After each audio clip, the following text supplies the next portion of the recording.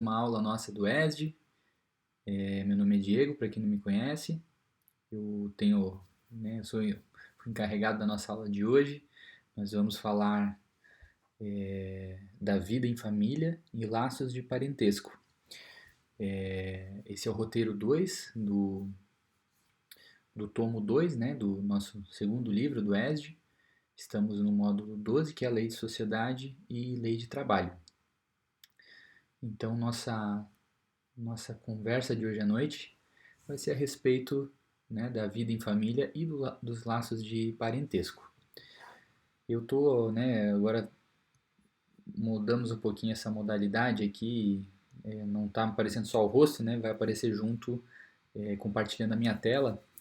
Então, vou compartilhar um pouquinho agora desse início que a gente vai ler os subsídios e então, né, vamos, para quem quiser acompanhar na sua própria apostila, pode acompanhar, e quem quiser acompanhar pela própria tela do computador, pode ir acompanhando aí.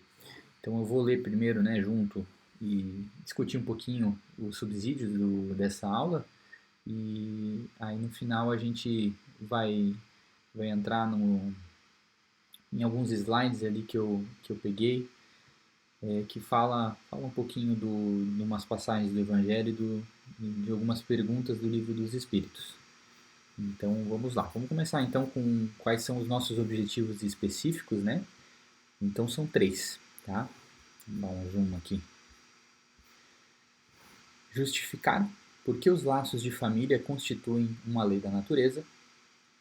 Identificar as espécies de família do ponto de vista espírita e reconhecer a missão dos pais no seio da família.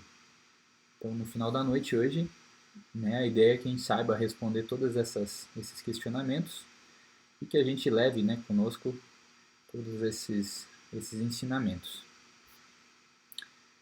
Vamos começar aqui então, gente. Vamos começar pelo início, né, dos subsídios. Então vamos lá.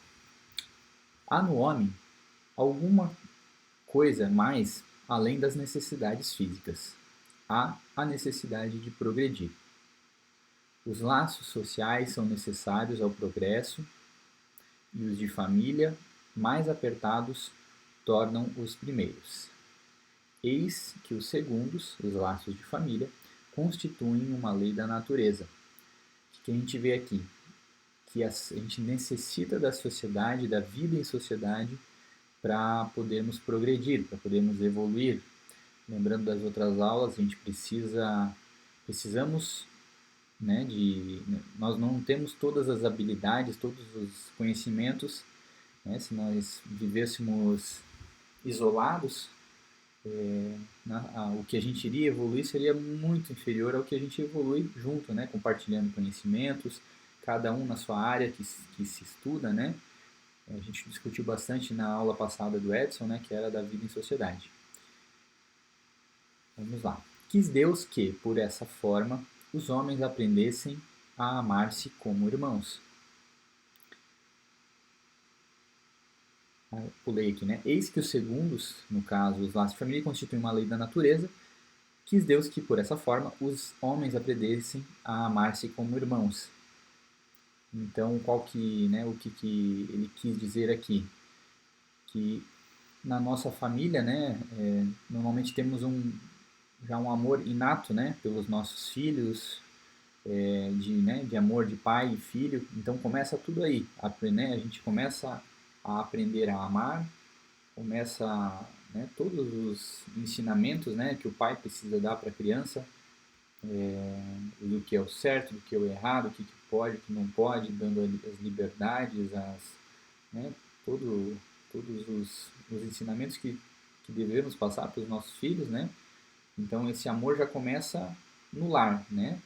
E aí essa questão desses laços, né? A família vai tornar mais apertados os laços sociais.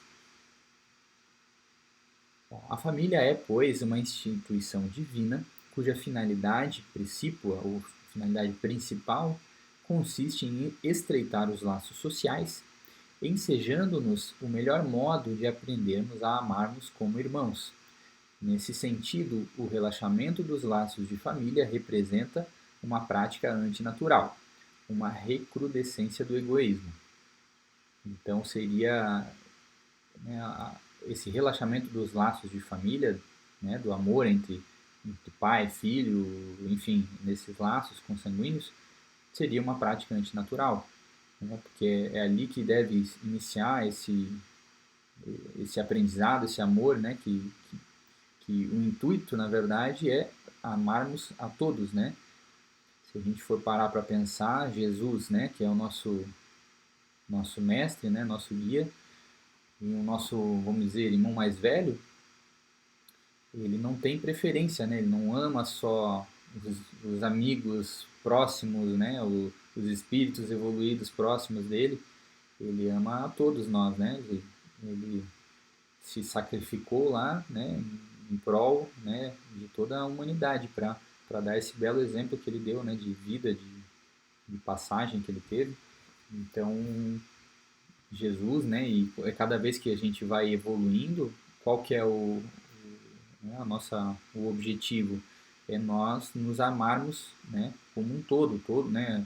Não só amarmos nossos familiares, mas amarmos, né, em geral. Temos um amor de prestar, né, solidariedade, auxílio, né, e isso com a nossa evolução de novos mundos, né, que estamos vindo agora para mundos de regeneração, passando de provas e expiações, mundos de regeneração, depois mundos ditosos, esse amor só vai se desenvolvendo, vai evoluindo, né? Então, essa é a progressão, esse seria o intuito, né? Começarmos a aprendermos a amarmos como irmãos dentro da nossa família e, né, na questão da sociedade, a gente começar a praticar isso em sociedade também, né? Começar a ter respeito, o amor pelas pessoas. Vamos voltar aqui. De todas as associações existentes na Terra, nenhuma talvez mais importante em sua função educadora e regenerativa, a constituição da família.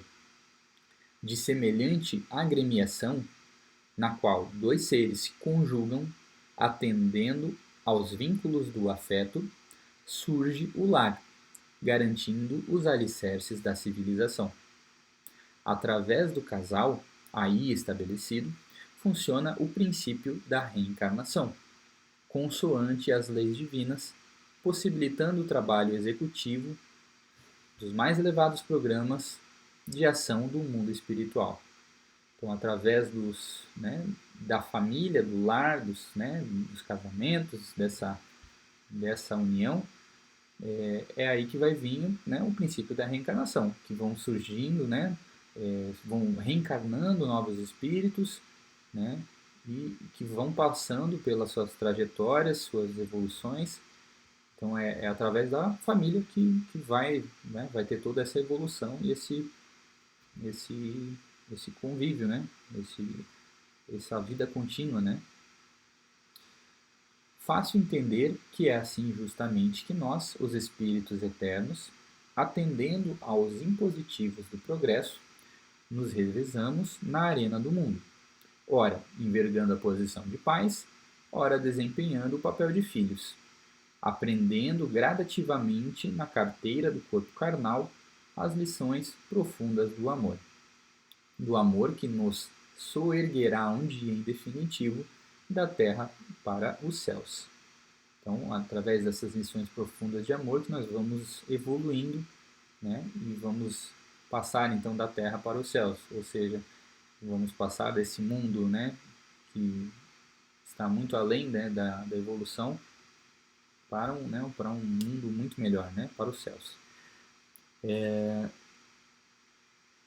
Então aqui os espíritos eternos, né, todos somos espíritos eternos que vamos, né, a vida não acaba, né, lembrando que somos espíritos imortais, atendendo aos impositivos do progresso. Então vamos evoluindo e vamos nesse revezamento de encarnações. Então, ora eu vou vir como pai, né, de um determinado espírito, em determinada próxima encarnação pode ser o contrário. Então, isso vai se modificando e vai de acordo também com o planejamento reencarnatório, que a gente já conversou também em aulas passadas, né? Vamos lá. A família, genericamente, representa o clã social ou de sintonia por identidade que reúne espécimes dentro da mesma classificação. Juridicamente, porém, a família se deriva da união de dois seres que se elegem para uma vida em comum, através de um contrato, dando origem à genitura da mesma espécie. A família tem suas próprias leis que consubstanciam as regras do bom comportamento dentro do impositivo do respeito ético recíproco entre os seus membros, favorável à perfeita harmonia que deve vigir sob o mesmo teto em que se agasalham os que se consorciam. Então, dentro da família tem as suas próprias leis que, né, precisam dessa regra de bom convívio, né, que vai ser favorável à perfeita harmonia entre eles. O lar, no entanto, não pode ser configurado como a edificação material capaz de oferecer segurança e paz aos que aí se resguardam. Então essa parte aqui quer dizer o quê? Que o lar não é a nossa casa. A nossa casa é a parte material, né? A parte de construção, né? Dos quartos, enfim, da nossa casa. O lar é o nosso retiro, é o nosso, até anotei aqui, que as duas coisas são diferentes, né? Lar são a renúncia e a dedicação, o silêncio e o zelo que se permitem àqueles que se vinculam pela eleição afetiva ou através do impositivo consanguíneo decorrente da união. Isso aqui é uma outra definição aqui do lar. Então, só um pouquinho, uma diferença, né? Habitualmente, nunca sempre, somos nós mesmos quem planifica a formação da família antes do renascimento terrestre, com o amparo e a supervisão de instrutores beneméritos, à maneira da casa que levantamos no mundo com o apoio de arquitetos e técnicos distintos.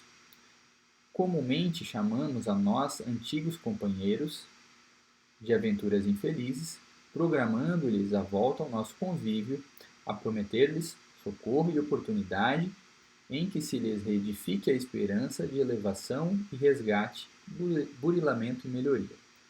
Então aqui a gente vê que através dos planejamentos reencarnatórios, né, nós programamos a nossa reencarnação, nem sempre tudo vai correr nos conformes, né, mas a gente normalmente faz e participa desse planejamento reencarnatório e nesse planejamento, comumente, né, aqui fala, chamamos antigos companheiros, né, de aventuras infelizes, porque as aventuras lá de vidas passadas provavelmente não foram muito felizes, né, à medida que a gente vai passando, né, esse evoluindo, né, a vida cada vez vai ficando melhor, né, mas a vida no passado era muito difícil, né, por isso que fala infeliz aqui, né, programando-lhes a volta ao nosso convívio, né, então a gente está em contínua, né, a vida não para, né, então estamos encarnando, reencarnando com esse planejamento e nós vamos ora encarnando com alguns espíritos, ora encarnando com outros, e sucessivamente vão, às vezes, aparecendo na nossa encarnação espíritos antigos de vidas passadas que a gente vai se vendo ao longo de várias encarnações, tendo, né, enfim, várias vidas diferentes, né, mas com, às vezes, os mesmos espíritos. É importante considerar, entretanto, que não são os da consanguinidade os verdadeiros laços de família, e sim os da simpatia e da comunhão de ideias, os quais prendem os espíritos antes, durante e depois das suas encarnações. Segue-se que dois seres nascidos de pais diferentes podem ser mais irmãos pelo espírito do que se fossem pelo sangue. Então aqui a gente vê que existem dois tipos de família, né? A família da consanguinidade, de laços de sangue, né? E a família espiritual, que são, né, os espíritos afins, que, né, pensam da mesma forma que a gente, têm as mesmas afinidades, mesmas, né, vibrações. Então, voltando aqui, podem então atrair-se, buscar-se, sentir prazer quando juntos, ao passo que dois irmãos consanguíneos podem repelir-se, conforme se observa todos os dias. Problema moral que só o Espiritismo podia resolver pela pluralidade das existências. A gente vê aqui então que é uma situação bem cotidiana, né? Muitas famílias, irmãos que não se suportam e, né, essas pessoas às vezes têm amigos que são praticamente irmãos, né? Parecem mais, parece, esses sim parecem irmãos mesmo, né? E aí né, a explicação se dá né, pelas diversas existências que nós temos. Há, pois, duas espécies de famílias, que eu comentei, né, as famílias de laços espirituais e laços corporais. Então, são dois tipos de famílias. Duráveis as primeiras se fortalecem pela purificação e se perpetuam no mundo dos espíritos, né, pelos laços espirituais, através das várias migrações da alma. As segundas, frágeis como a matéria, se extinguem com o tempo e muitas vezes se dissolvem moralmente, já na existência atual. Então aqui o que fala, gente? As famílias espirituais, esses espíritos afins, através das várias migrações da alma, né, das várias encarnações, reencarnações, quando se desencarnam, se encontram no mundo espiritual, têm uma tendência a se manterem juntas, né, juntos esses espíritos afins. E, né, em contrário aqui dessas famílias de somente consanguinidade, né, que, como fala aqui, frágeis como matéria, se extinguem com o tempo e muitas vezes se dissolvem moralmente. Então, às vezes, né, não conseguem nem se suportar, não brigam, se afastam, e isso às vezes até nessa existência. Então, seriam, são laços muito mais frágeis, né? Somente esse da consanguinidade, só o laço de sangue. Por intermédio da paternidade e da maternidade, o homem e a mulher adquirem mais amplos créditos da vida superior. Os filhos são liames de amor conscientizado que lhes granjeiam proteção mais extensa do mundo maior, de vez que todos nós integramos grupos afins. Então, aqui falando, né, por intermédio, né, da paternidade e maternidade, o homem e a mulher adquirem mais amplos créditos da vida superior. Então, a gente vê que a vida de pai e de mãe, né, quando bem cumprida, nos traz, né, amplos créditos, né, que ele fala aqui, da vida superior. Pois é uma grande tarefa, uma grande missão, né? Se a gente cumprir muito bem, nós vamos ter grandes méritos, né? Desse nosso esforço, dessa nossa dedicação. Na arena terrestre, é justo que determinada criatura se faça assistida por outras que lhe respiram a mesma faixa de interesse afetivo. De modo idêntico, é natural que as inteligências domiciliadas nas esferas superiores se consagrem a resguardar e guiar aqueles companheiros de experiência volvidos à reencarnação para fins de progresso e burilamento, melhoria. Então é natural que as inteligências, esses espíritos nas esferas superiores auxiliem, né, esses companheiros de existência quando eles estão, né, nas suas reencarnações, né, esse auxílio, né. Então, por isso também que a gente fala, né, quando a gente vai fazer oração, né, ou levar nosso pensamento não só a Deus, mas né, aos amigos espirituais. Então, né, tá aí um exemplo, né? Os amigos espirituais às vezes estão, né, realmente do lado de lá, já passaram por encarnações com a gente, só não estão agora no nosso mesmo plano, né? Mas pensam, né, em nós, nos auxiliam de lá Então nós não somos, né, não estamos sozinhos, né? Não sozinhos só. Temos Deus, temos Jesus, mas temos muitos espíritos que também têm um apreço por nós, né? A parentela no planeta faz-se filtro da família espiritual sediada além da existência física, mantendo os laços pré-existentes entre aqueles que lhe comungam o clima. Arraigada nas vidas passadas de todos aqueles que a compõem, a família terrestre é formada, assim, de agentes diversos, porquanto nela se reencontram comumente afetos e desafetos, amigos e inimigos, para os ajustes e reajustes indispensáveis ante as leis do destino. A gente vê que na família aqui, né, teremos diversos espíritos, né? Ó, afetos, desafetos, amigos, inimigos, então não necessariamente numa família vão só nascer espíritos afins, que têm afinidade, que são amigos, que compartilham as mesmas ideias, né? No meio também podem nascer espíritos inimigos, né? Desafetos. Então, por quê? Para todos se auxiliarem e graças ao bom Deus nós temos o véu do esquecimento, né? É uma das grandes formas que a gente tem de poder conviver, né? Novamente, através dessas novas encarnações, a gente zera, né? Começa dali para frente, não sabe o que aconteceu lá atrás, porque se soubesse, como é que a gente conseguiria amar um ao outro, né?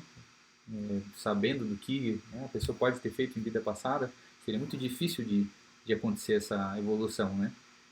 Então, através nessas reencarnações do véu de esquecimento que a gente consegue fazer grandes evoluções dessa forma. Formam famílias os espíritos, que é a analogia dos gostos, a identidade do progresso moral e a afeição induzem a reunir-se.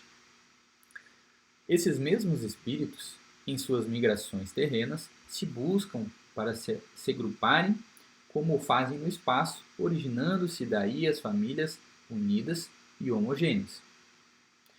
Se, nas suas peregrinações, acontecem ficarem temporariamente separados, mais tarde tornam a encontrar-se venturosos pelos novos progressos que realizaram. Mas, como não lhes cumpre trabalhar apenas para si, permite Deus que espíritos menos adiantados encarnem entre eles.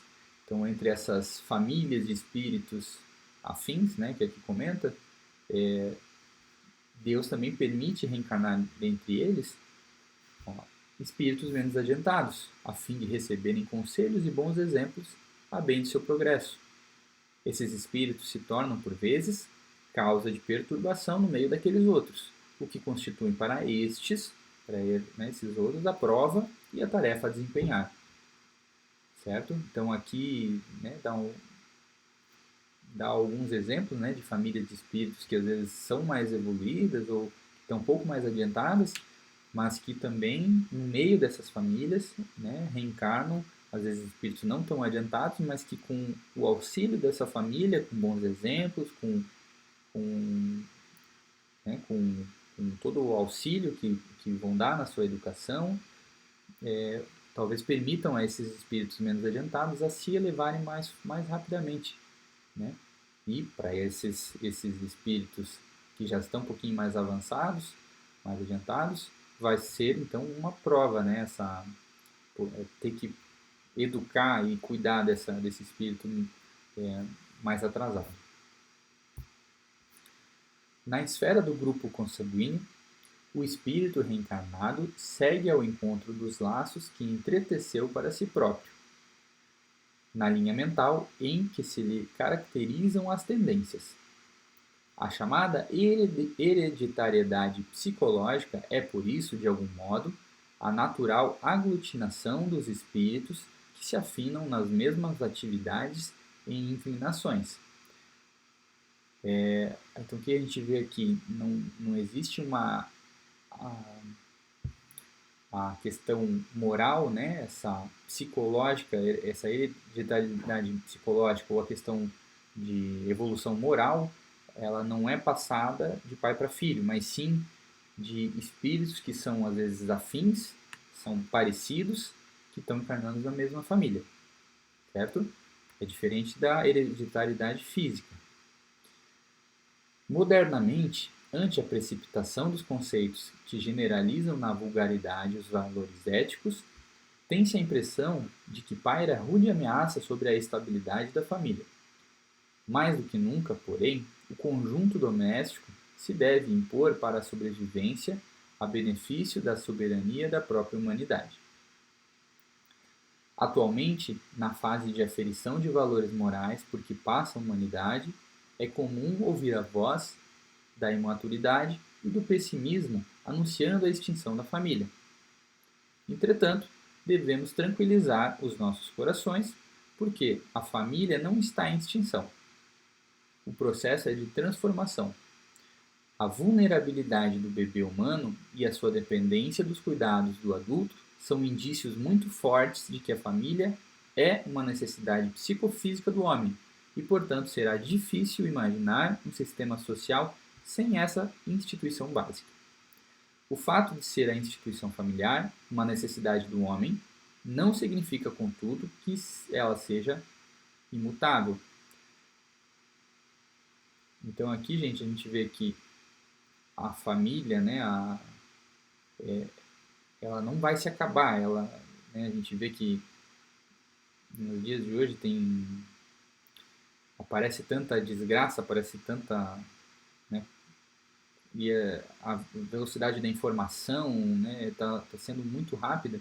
Então, às vezes, né, como fala aqui, dá a impressão que a família está se acabando, esse conceito de ter família está se modificando, mas aqui né, diz claramente que não é isso. Não, ela pode ser que, às vezes, alguma coisa pode ser, diz que não é imutável, né, então pode ser que mude, mas que toda essa questão da necessidade psicofísica do homem, que é cuidar desse bebê que é tão vulnerável, né, tão dependente dos seus cuidados, é difícil imaginar essa vida sem essa instituição. A família já se modificou muito desde a fase da sociedade, predominantemente agrícola até os dias de hoje. Então a gente vê que desde lá da evolução do homem no campo, né, que só existia, que não existia ainda a cidade, né, toda essa evolução industrial e tecnológica, para os dias de hoje evoluiu demais, né? Teve muita mudança. Então aqui estamos assistindo a uma nova transformação. Toda mudança sempre acarreta um momento de desorganização e talvez daí tenha surgido a ideia de que a família está se desmoronando, desestruturando-se e extinguindo-se.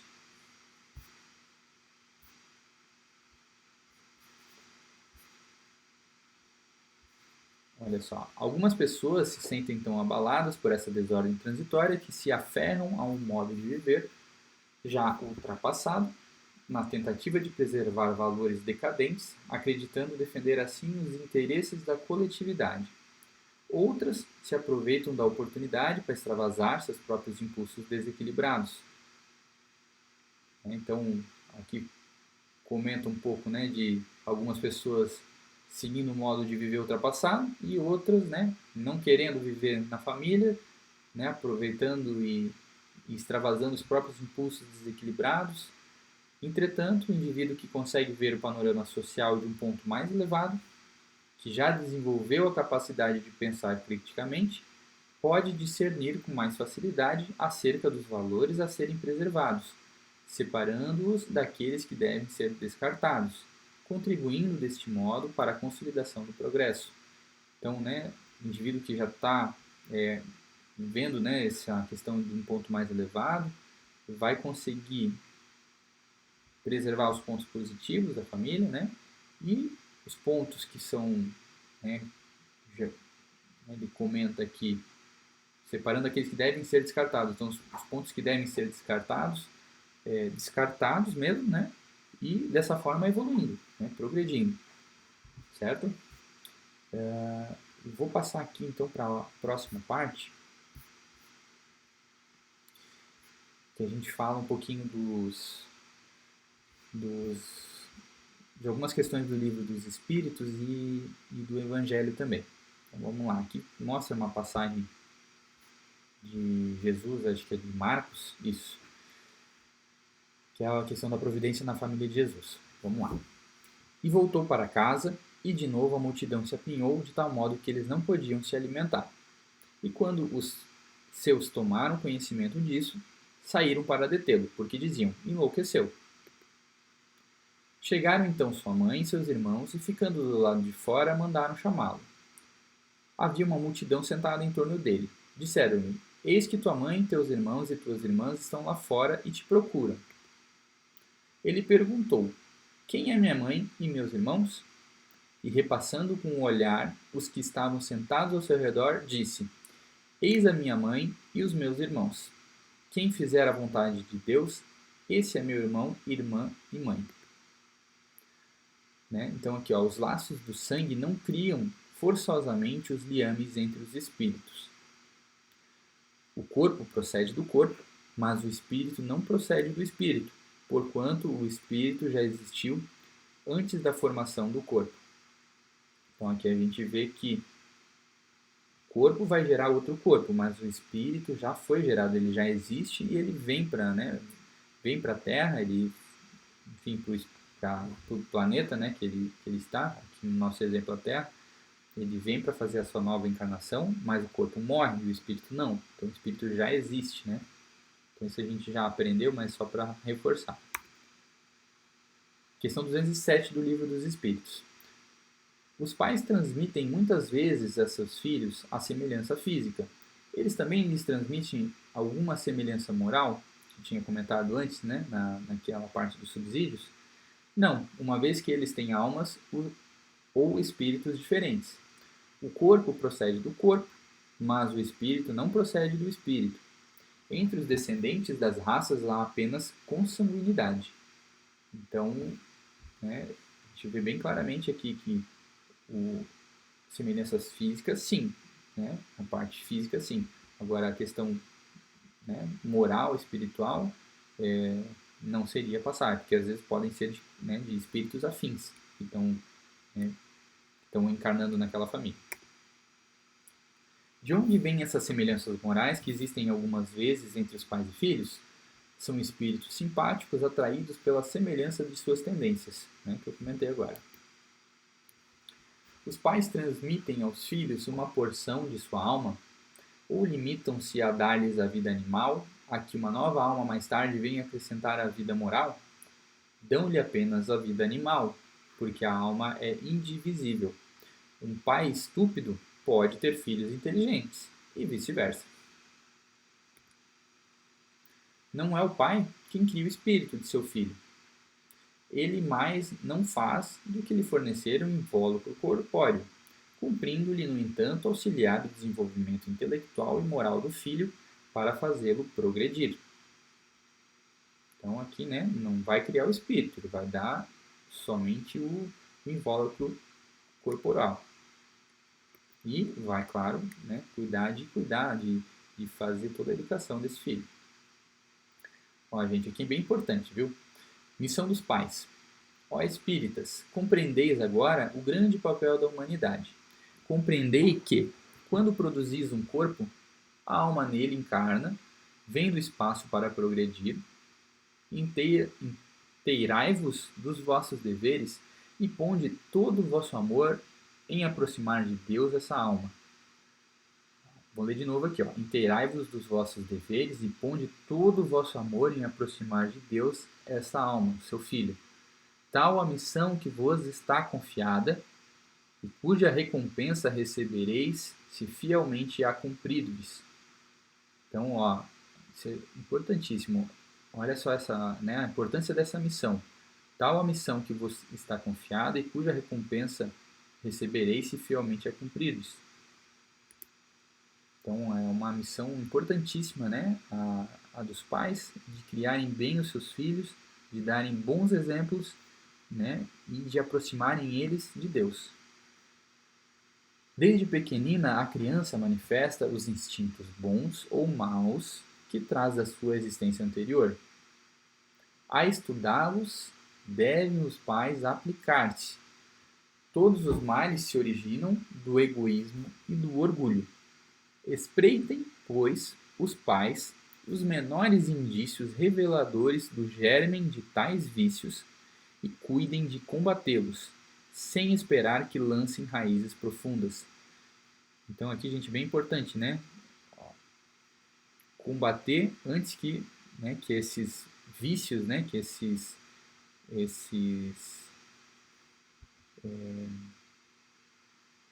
né, essa questão do orgulho e do egoísmo que se enraize de uma forma que seja mais difícil depois de tirar, né,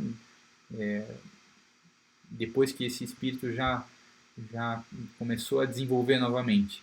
Então é importantíssimo não deixar, né, lançar essas raízes profundas desses vícios, dessas más ações, né? Se deixarem que se desenvolvam o egoísmo e o orgulho, não se espantem de serem mais tarde pagos com a ingratidão. Santo Agostinho. Questão 208. O espírito dos pais tem influência sobre o do filho após o nascimento? Há uma influência muito grande. Como já dissemos, os espíritos devem contribuir para o progresso uns dos outros. Pois bem, os espíritos dos pais têm como missão desenvolver os seus filhos pela educação, e para eles uma tarefa, se falharem serão culpados. Então é uma grande tarefa que seria, né, fazer essa educação de seus filhos. Sobre a educação, Allan Kardec adverte na questão 685A. Não ainda a educação intelectual, mas a moral, e nem ainda a educação moral pelos livros, mas a que consiste na arte de formar os caracteres, aquela que cria os hábitos adquiridos. Então não é só fazer o filho estudar, né, na sala de aula, mas a questão da educação moral, né, de respeito, de educação adquirida, de hábito, né, de ter respeito ao próximo, de se aproximar de Deus, de ter de ter fé, enfim, de praticar boas ações, de fazer a caridade, de praticar o amor. Então, essa é a nossa grande missão. Quando os pais hão feito tudo o que devem pelo adiantamento moral de seus filhos, se não alcançam êxito, não têm de que se inculpar a si mesmos e podem conservar tranquila consciência. Então, se a gente fizer de tudo, né, para o adiantamento moral de nossos filhos, e mesmo assim, né, após todos os nossos esforços e esgotamentos, eles a gente não tiver êxito nessa educação deles, que fala, né, não tem de que se inculpar a si mesmo, então não temos do que nos culpar e não, né, podemos ter a nossa consciência tranquila, pois fizemos de tudo que a gente dispunha para tentar corrigi-los, né? Então, quanto maior a dificuldade, né, e a gente tiver méritos, vai ser um mérito muito maior. Mas, né, se mesmo assim a gente fizer todo o esforço e mesmo assim não der certo, mesmo assim a gente pode ficar com a consciência tranquila que a gente, né, deu tudo de nós. Os que encarnam numa família, sobretudo como parentes próximos, são as mais das vezes espíritos simpáticos, ligados por anteriores relações que se expressam por uma afeição recíproca na vida terrena. E são espíritos de ligações espirituais, são, né, de grupos afins. Uma vez que tivéssemos diversas existências, o parentesco pode recuar além de nossa existência atual? Não pode ser de outra forma. A sucessão das existências corporais estabelece entre os espíritos laços que remontam às existências anteriores. Daí, muitas vezes, decorrem as causas de simpatia entre vós e alguns espíritos que vos pareçam estranhos. Olha aqui. Formam famílias os espíritos que a analogia dos gostos, a identidade do progresso moral e a afeição induzem a reunir-se. Esses mesmos espíritos, em suas migrações terrenas, se buscam para se agruparem como o fazem no espaço, originando-se daí as famílias unidas e homogêneas. Se nas suas peregrinações acontece ficarem temporariamente separados, mais tarde tornam a encontrar-se, venturosos pelos novos progressos que realizaram. Isso a gente tinha comentado antes no subsídio, né? Mas como não lhes cumpre trabalhar apenas para si, permite Deus que os espíritos menos adiantados encarnem entre eles, a fim de receberem conselhos e bons exemplos. Que a gente comentou antes, né? Então pode, em às vezes famílias de grupos afins, às vezes mais adiantados, reencarnar espíritos menos adiantados nessas famílias para que possam ter bons exemplos e conseguirem se adiantar, né? ter bons professores, né? Para que consigam se corrigir. Mas também pode acontecer sejam completamente estranhos uns aos outros esses espíritos, afastados entre si por antipatias igualmente anteriores, que se traduzem na Terra por um mútuo antagonismo, que aí lhes serve de provação. Então é uma prova, às vezes, né, ter esses espíritos com um mútuo antagonismo, né, né, uma dificuldade de relacionamento entre um e outro. Né? Então aí é uma grande provação. Esses espíritos se tornam, por vezes, causa de perturbação no meio daqueles outros, o que constitui para estes a prova e a tarefa a desempenhar. Então essa questão de perturbação no meio, né, são dificuldades que esses outros espíritos vão ter que lidar, vão ter que auxiliá-los, né, a se corrigirem, a passarem por dificuldades. Então aí vão ter um grande mérito também caso consigam, né, auxiliá-los. 209. Por que pais bons e virtuosos geram, às vezes, filhos de natureza perversa? Melhor dizendo, porque as boas qualidades dos pais nem sempre traem por simpatia um bom espírito para animar seu filho? Um espírito mau pode pedir pais bons, na esperança de que seus conselhos o orientem a um caminho melhor. E muitas vezes Deus lhe concede isso. Então aqui é um exemplo, né? Não são os da consanguinidade os verdadeiros laços de família, e sim os da simpatia e da comunhão de ideias, os quais prendem os espíritos antes, durante e depois das suas encarnações. Então são famílias espirituais que vão passando as várias encarnações juntos. Às vezes estão encarnados, às vezes um ou outro está desencarnado, que auxilia do mundo, né, do lado de lá, auxilia os que estão aqui encarnados, né, e eles buscam sempre estarem juntos, né, evoluírem juntos, pois eles têm um amor e um sentimento recíproco entre eles. E, né, somente o laço da consanguinidade não vai gerar esse amor, né? Segue-se que dois seres nascidos de pais diferentes podem ser mais irmãos pelo espírito do que fossem pelo sangue. Podem então atrair-se, buscar-se e sentir prazer quando juntos, ao passo que dois irmãos consanguíneos podem repelir-se, conforme se observa todos os dias. Problema moral que só o Espiritismo podia resolver pela pluralidade das existências. A gente comentou antes. Então, aqui só para ficar bem claro, né, são duas espécies de famílias: famílias pelos laços espirituais e as famílias pelos laços corporais. Aqui já, né, a gente falou antes também. Ó, foi o que Jesus quis tornar compreensível, dizendo de seus discípulos, aquela passagem no início: aqui estão minha mãe e meus irmãos, isto é, minha família pelos laços do Espírito. Pois todo aquele que faz a vontade de meu Pai que está nos céus é meu irmão, minha irmã e minha mãe. Certo? Então, né, quem tem Deus, né, no coração e que faz, né, pratica o amor e a caridade, né, é o que Jesus fala, né, que seria da família dele. Né? Certo, gente? Então, a parte, né, teórica que a gente finaliza, né, quem tiver pergunta pode anotar, né, não sei se já anotou, mas levem para nossa sala de bate-papo. E quem não é aluno do grupo, né, desejo uma boa noite, aí, uma boa semana, e até a próxima, né? Beleza? Então, um abraço e até mais.